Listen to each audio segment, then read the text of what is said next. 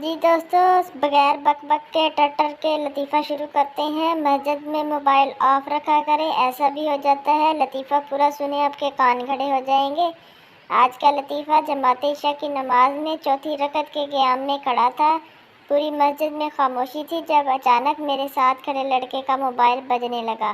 اس نے جلدی سے اپنی پینٹ کے پاکٹ کے باہر سے ہی موبائل کا کوئی بٹن دبا دیا کہ آواز بند ہو گئی۔ جب ہم تشہد میں بیٹھے تو اس لڑکے کو احساس ہوا کہ موبائل سے کسی کی ہلکی ہلکی آواز آ رہی تھی۔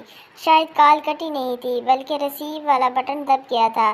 اس نے تشہد میں بیٹھے بیٹھے ہی کال کاٹنے کے لیے کوئی بٹن دبایا، مگر شومئی قسمت کو سپیکر آن ہو گیا۔ مسجد میں مکمل خاموشی تھی۔ اس نے پوری مسجد میں موبائل کے سپیکر سے آنے والی آواز گونجنے لگی۔ ہیلو جان، ابھی تک ناراض ہو؟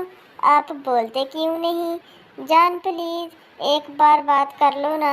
پکا اب لڑائی نہیں کروں گی۔ سچ میں میرا اپنے کزن سے کوئی تعلق نہیں، وہ تو دوپٹہ پیکو کروانے اس کے ساتھ گئی تھی تو گول گپے کھا لیے جہاں آپ نے دیکھا۔ جان پلیز، لڑکا بیچارہ لگ رہا کہ کسی طرح کال کٹ جائے، لیکن اس دن اس کی قسمت کا ستارہ ہی گردش میں تھا۔ نہ کال کٹی اور نہ ہی سپیکر آف ہوا، اور وہ بندی اپنے جانو مانو شانو دھنیا پودینہ کو منانے میں لگی رہی۔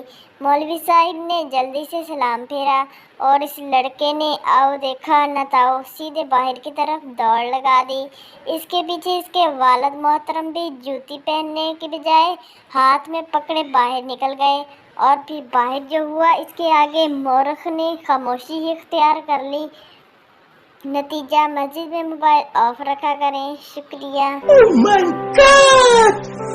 Wow!